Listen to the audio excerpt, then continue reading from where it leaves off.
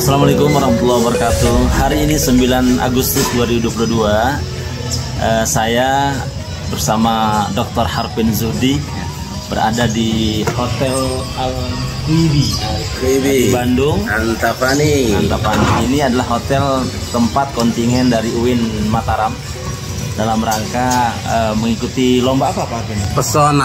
Pesona lomba olahraga seni mahasiswa PTKIN se-Indonesia. Oh iya, yang berlangsung 8 sampai 11 ya? Lebih sampai 14 Agustus. Oke. Di sini pagi suasana cerah dan insya Allah pembukaan kegiatannya nanti sore Pak. Nanti malam di setelah maghrib. Kampus UIN Cibiru. UIN Bandung ya, Sunan apa? Sunan Gunung Jati. Juga dijawab sama Pak Harpin. Kita akan explore Bandung dan sekitarnya, teman dan sahabat, bersama Pak JM. Ini suasana hotel di tempat menginapnya kontingen dari UIN Mataram. Oke, seperti apa kota Bandung dan sekitarnya? Nanti kita akan explore bersama. Hati-hati saja kita explore, apalagi Bandung, men. Oke, terima kasih. Assalamualaikum warahmatullahi wabarakatuh. Waalaikumsalam. Thank you. Saat ini kita melintas di Hotel Pullman di Bandung.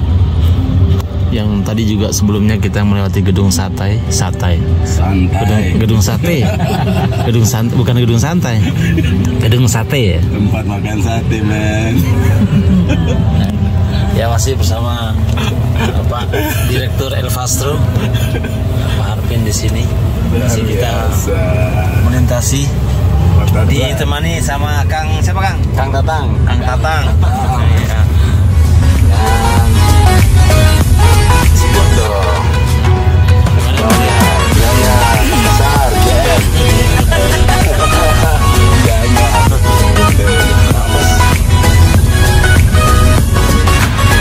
Kita melewati jalan layang Sulawesi Mukhtar Gusman Maja. Ini jalan apa kan? Masuk mati ya. Ini perjalanan bersama Direktur Elfastro ini ya, di sela-sela kegiatannya di UIN Bandung ya. Ada waktu jeda untuk memantau kegiatan di sana ya, kita jalan-jalan sebentar. Ya. Ini ada siswa baru nih, baru datang. Kita sekarang memasuki kawasan Darut Tauhid di Giger Kalong, Bandung ya. Pesantrennya Kiai Haji Abdul Hakim Nastiar atau yang kita kenal dengan Agim. Ini kayaknya ada kegiatan ke pesantrenan ini. Wah, kawasan luar biasa di atas. Kawasan Geger Kalong, Bandung. Agim host. Saya bersama Direktur Elfastro, sahabat saya Dr. Muhammad Harpin Zuhdi. Ini berada di kawasan Pondok Pesantren Darut Tauhid di Giger Kalong di Bandung ya. Ini pesantrennya Agim yang luar biasa. Kita pertama kali dulu untuk melihat berkuda ya. Bisa kita lihat dari sana, kita jalan dari sini. Tempat berkudanya Agim.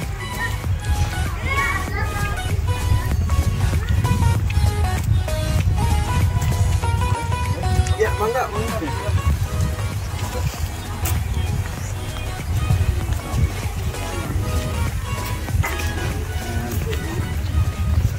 Sahabat-sahabat bisa melihat kuda-kuda yang terparkir di sini ya, yang dipakai untuk kegiatan ekstrakurikuler kayaknya di Darut Tauhid ini. Halo. Untuk pacuan kudanya di sana, kita lihat ya. Kuda santren. Ini Sanja di mana Sanja? Sanja lagi di. Aduh, luar biasa. Lagi main ya? Lagi Kelas main. berapa, Dek? Kelas 4. Pintar.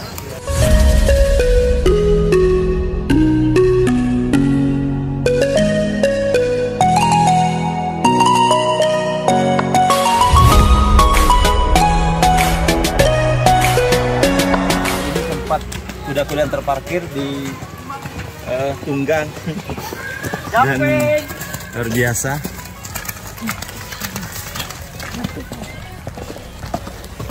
Wes, santri-santri Darut Tauhid sedang latihan berkuda di sini. Luar biasa.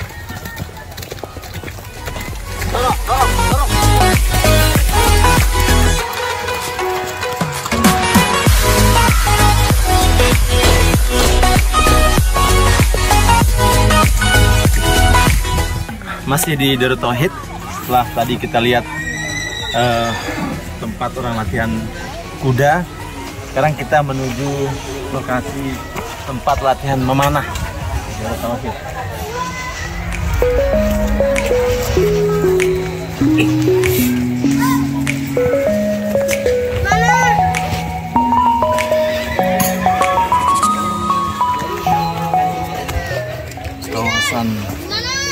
Kawasan terpadu yang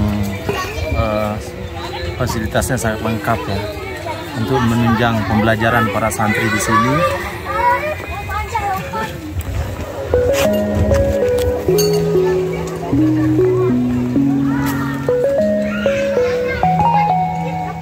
Dia berada di dataran tinggi, di atasnya tempat memanah, kemudian kudanya di bawah. Ini adalah papan di mana menjadi pusat. Dari mana Pak? Ya, Pak. Saya kebetulan dari Lombok. Wah, sama nama saya Ganjar. Tempat latihan. Tempat latihan berkuda, memanah. Tempat latihannya anak-anak santri mengamalkan olahraga. Saya dengar dari dulu, cuma baru ada kesempatan sekarang. Seperti ini, kebetulan ada tugas di Bandung. Oh, harus ke Darut Tauhid nih. Alhamdulillah, sekarang sudah sampai salah satu cabang Darut Tauhid. Oh ini. Yang pusatnya di Geger Kalong. Geger Kalong. Oh ya, ini di apa? Ini Eko Pesantren Darut Tauhid. Pesantren Cigugur Girang. Oh, ini sudah masuk Kabupaten Bandung. Oh iya. Sana kota. Iya iya. Jarak Geger Kalong dengan ini mungkin sekitar 5 km. 5 km. Kalau pakai motor 10 menit juga fasilitas sampai. Yang ada di sini apa aja? Di sini khusus untuk lembaga pendidikan Pak.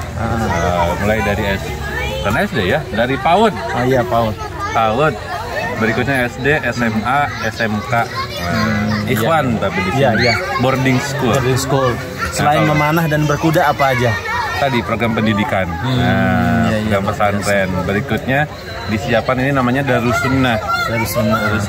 Disiapkan oleh guru kami di Hijab 2 Gimnasial sebagai sarana bagi santri, bagi jamaah, bagi umat. Kalau santri semuanya wajib. Berapa olahraga sunnah? Wajib. Berapa kawasan ini, berapa hektar ya? Ada 9,5 hektar. 9,5 hektar, luar biasa ya. Darut Tauhid ya, masya Allah. Ya, nih Pak Direktur Mas Ganjar Pak. Alhamdulillah. Pemanah. Ya.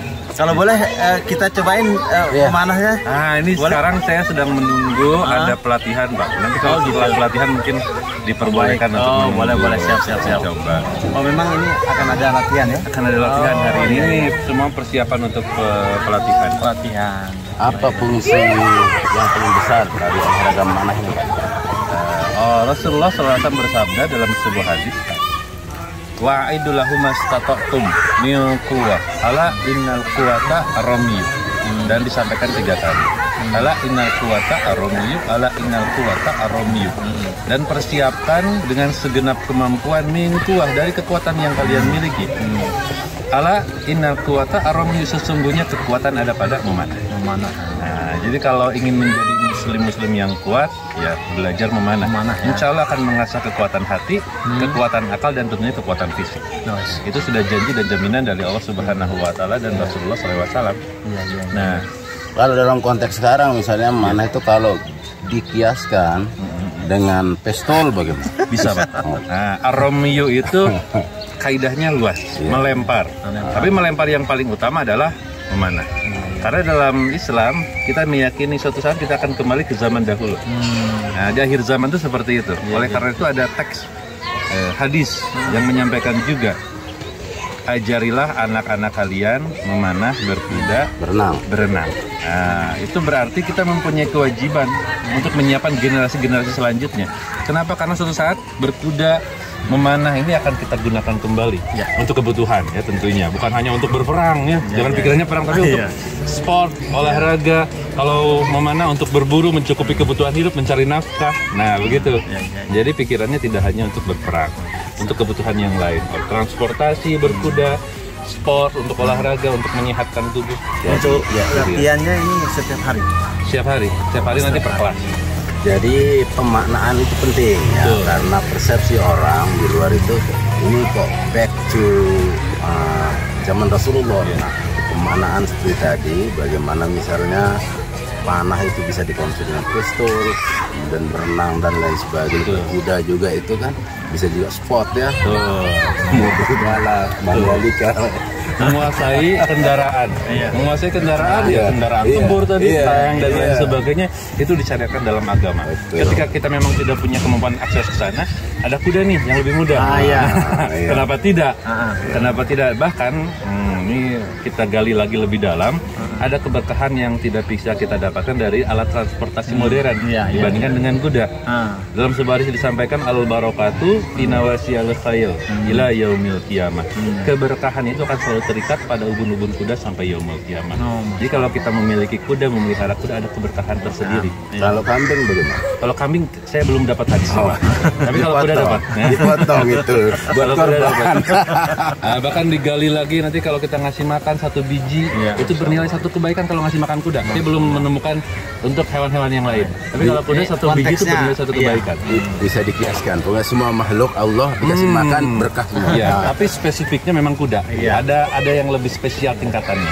Karena kuda dipakai untuk ketangkasan. Untuk olahraga dan lain sebagainya. Terima kasih. Sama-sama Pak. Ya, Kang Muhajir ya. Ganjar Pak. Oh, Pak Ganjar. Kalau Muhajir di sini nama kuda Pak Muhajir. Oh iya, karena dia move on. Iya. Kawasan di Darut Tauhid memanah, kemudian latihan kuda, dan kudanya diparkir di sebelahnya.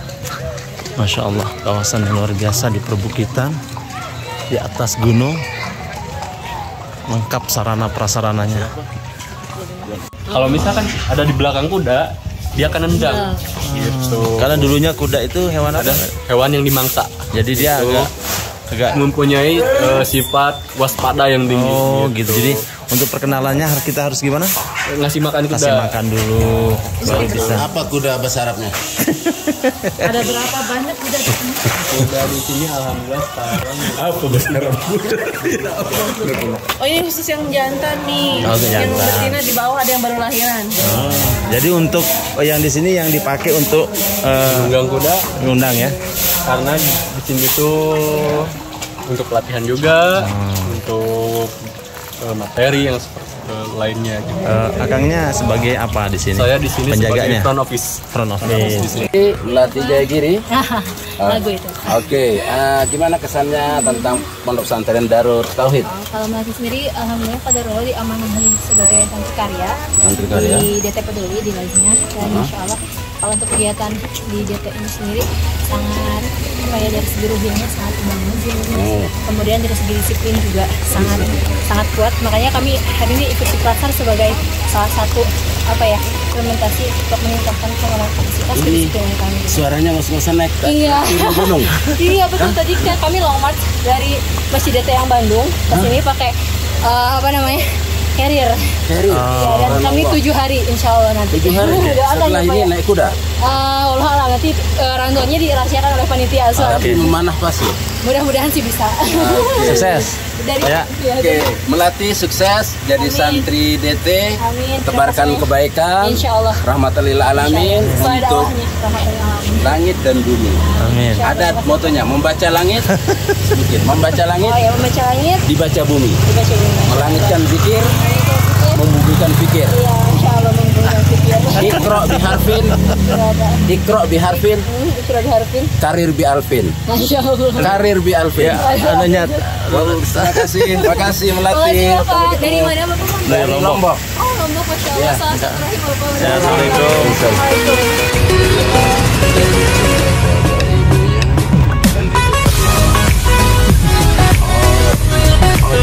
Kompleks apa namanya?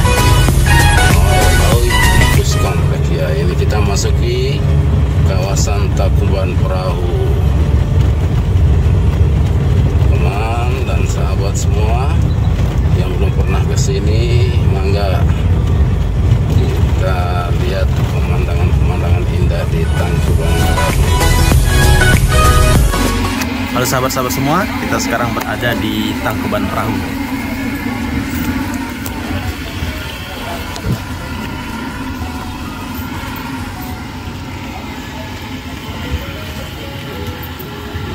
Di situ terlihat di bawah ada semburan belerang yang cukup menyengat kalau sampai sini.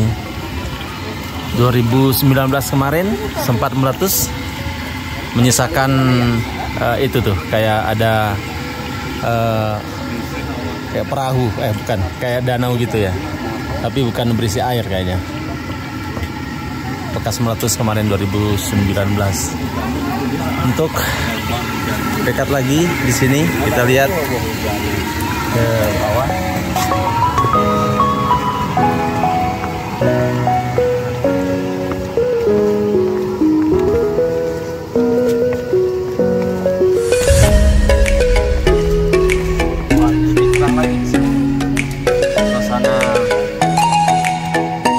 Gunungnya, kondisi gunungnya seperti ini. Ini kalderanya ya, pusat letusannya ada di sini. Wah, tambah dekat, bau belerangnya menyengat tuh. Semburannya luar biasa tuh. Semburan asap, Masya Allah, kuasa tuh, kuasa Allah Subhanahu Wa Taala. Sampai sini kedengeran suara itu, semburan itu. Masya Allah. Maha besar Allah dengan segala ciptaannya.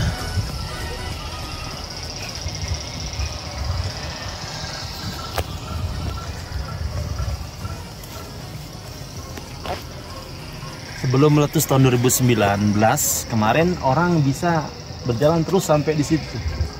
Dan konon katanya sampai di ujung sana bisa syuting, ngambil video, gambar dan sebagainya. Tapi setelah 2019, sekarang kita hanya diperbolehkan sampai dengan batasnya di tengah-tengah di situ tuh, ujung sana. Coba kita ke sana.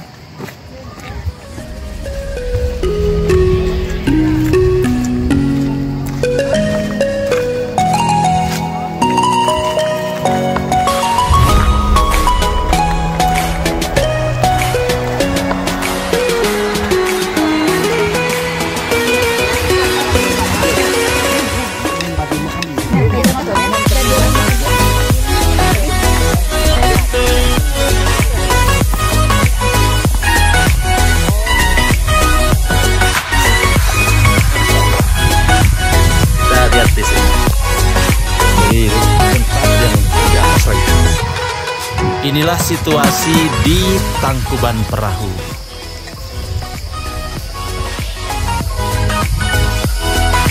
Sampai di sini masih kedengeran suara asap yang keluar tuh, semburannya.